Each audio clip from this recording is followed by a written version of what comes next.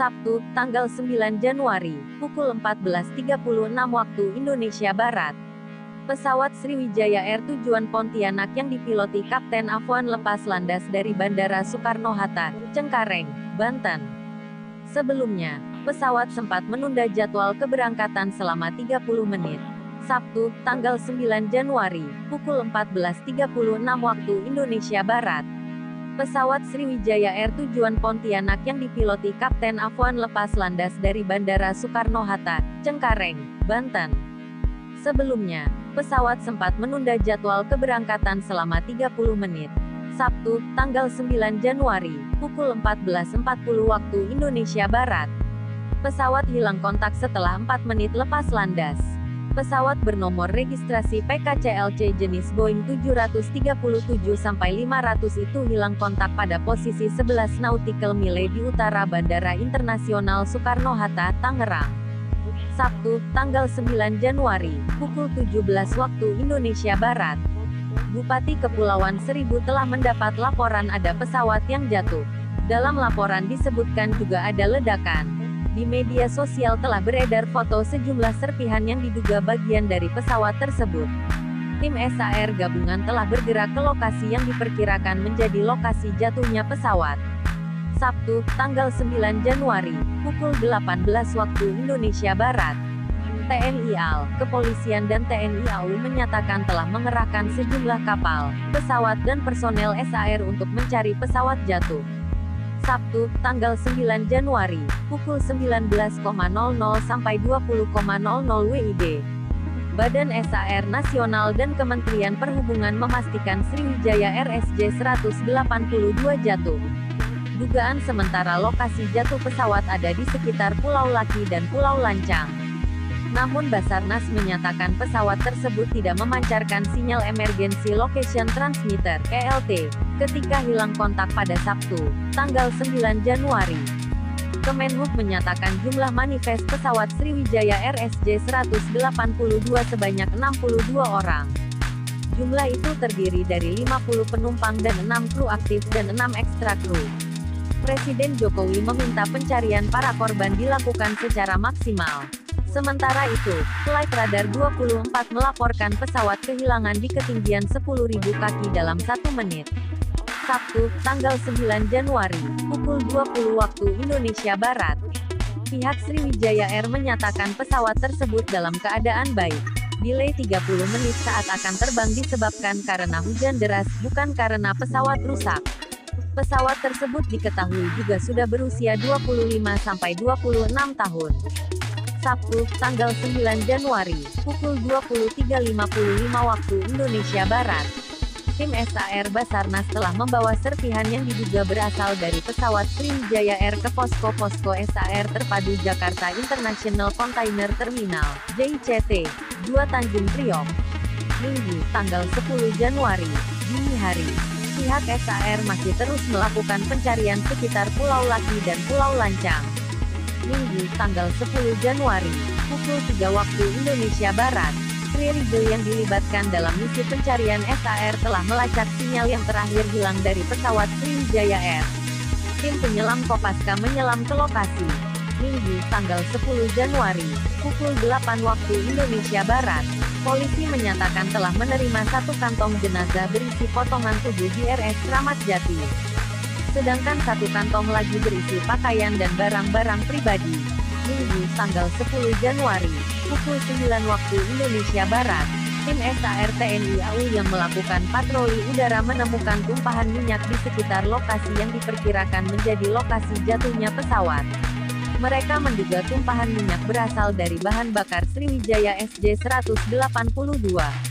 Minggu, tanggal 10 Januari, pukul 9.40 waktu Indonesia Barat. Temuan diduga bagian tubuh penumpang Sriwijaya Air PKCLC register SJ182 ditemukan di kedalaman 17-20 meter Kepulauan Seribu. Tim penyelam dari Satuan Komando Pasukan Kata Kopaska, TNI Angkatan Laut melaporkan temuan itu sekira pukul 9.40 WIB. Diduga bagian tubuh itu telah tercampur dengan beberapa potongan puing pesawat, yang terus diangkat dari bawah air. Tim penyelam Komando Pasukan Kata Kopaska, TNI AL menemukan serpihan pesawat dan life vest jaket penumpang Sriwijaya RSJ 182. Kopaska menemukan pecahan dari pesawat karena terbukti ada life vest. Tim penyelam juga menemukan warna dan bagian registrasi pesawat. Pecahan Sriwijaya RSJ 182 itu ditemukan di kedalaman 23 meter. Minggu, tanggal 10 Januari, pukul 10 waktu Indonesia Barat, tim Search and Rescue (SAR) menemukan dugaan serpihan bagian pesawat Sriwijaya Air dengan nomor register PCLCSJ 182 dengan dimensi 1-2 meter berikut potongan tubuh manusia pada Minggu pagi pukul 10 waktu Indonesia Barat sekitar 1,6 mil dari Pulau Lancang. Anggota Korps Kepolisian Perairan dan Udara Korpolairut Bahar Kampolri menemukan sejumlah benda diduga milik penumpang pesawat Sriwijaya RLKCLCSJ 182 yang jatuh di perairan Kepulauan Seribu. Adapun benda yang ditemukan berjumlah 7 buah. Dirpolair Korpolairut Bahar Kampolri Brigjen Pol Yasin Kosasi menyebut 7 benda tersebut berupa sandal merek New Era sebelah kanan, sandal jepit, rompi biru, jaket hitam, sepatu sebelah kiri. Setelah itu pembungkus paket plastik. Temuan itu dilaporkan petugas pantau menggunakan helikopter melalui penyisiran lewat udara terhadap permukaan laut di sekitar Pulau Laki dan Pulau Lancang, Kepulauan Seribu, Jakarta. Benda tersebut diduga kuat sebagai properti dari penumpang pesawat yang hilang kemudian jatuh di perairan Kepulauan Seribu. Minggu, tanggal 10 Januari, pukul 11.40 waktu Indonesia Barat. Dari posko SAR JICT Tanjung Priok, ada 4 kelompok benda yang ditemukan. Serpihan kabel dengan kantong tipis. Ada pula tangga darurat diduga milik pesawat Sriwijaya Air. 2 kantong lain temuan baru. Ada pecahan ban dan serpihan tubuh pesawat. Ada pula 1 helai pakaian berwarna merah muda. Diduga milik anak-anak. Minggu, tanggal 10 Januari, pukul 14 waktu Indonesia Barat.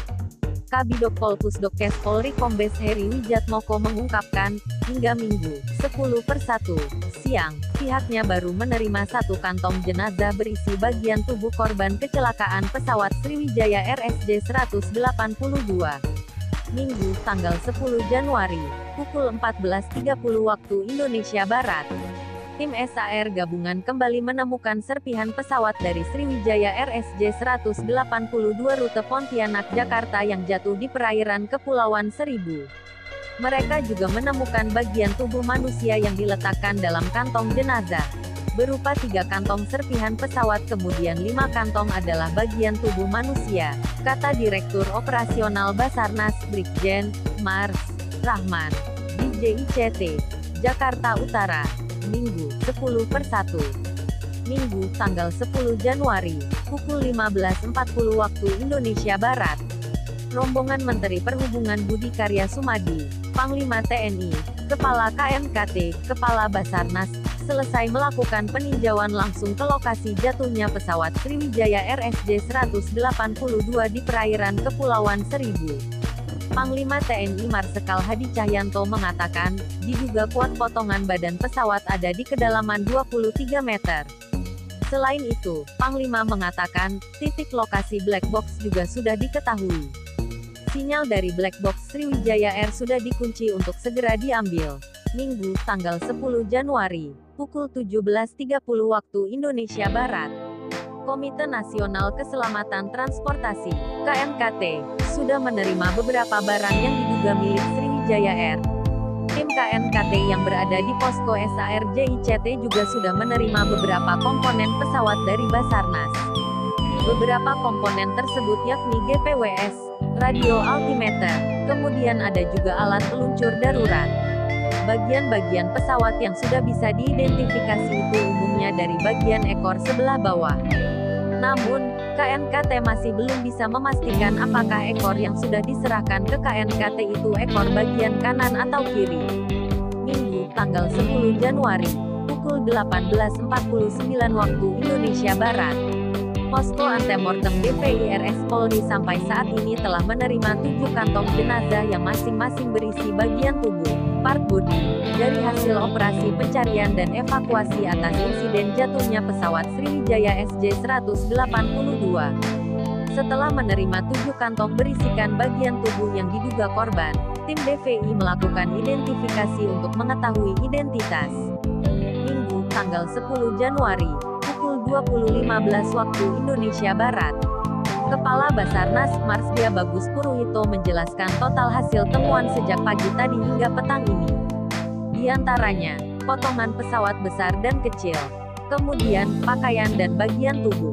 Dari kegiatan hari ini hingga pukul 19.20 waktu Indonesia Barat tadi, kita sudah mendapatkan 10 kantong berisi serpihan atau potongan dari badan pesawat, 16 bagian atau potongan besar dari pesawat, 10 kantong jenazah yang berisi bagian dari korban, dan 5 potong pakaian, katanya di JICT, Minggu, tanggal 10 Januari, malam.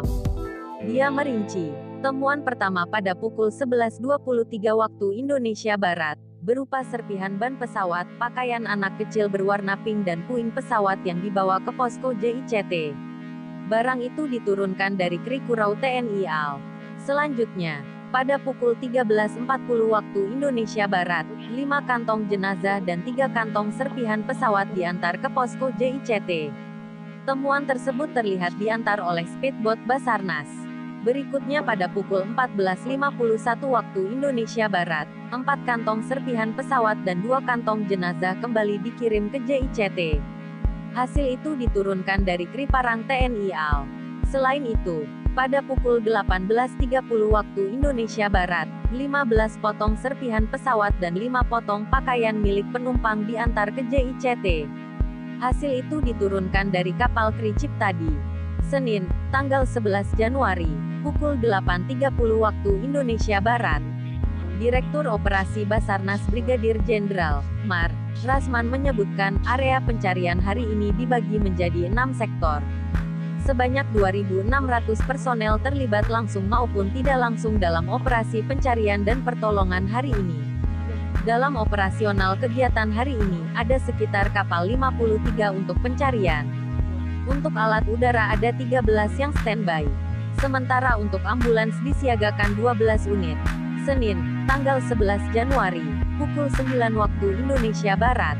Hingga pukul 9 waktu Indonesia Barat, tim V telah dapat 40 sampel DNA dari keluarga korban.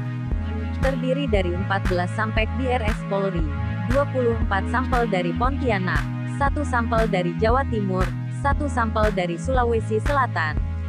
Tim V juga telah menerima 16 kantong jenazah dan juga 3 kantong properti body.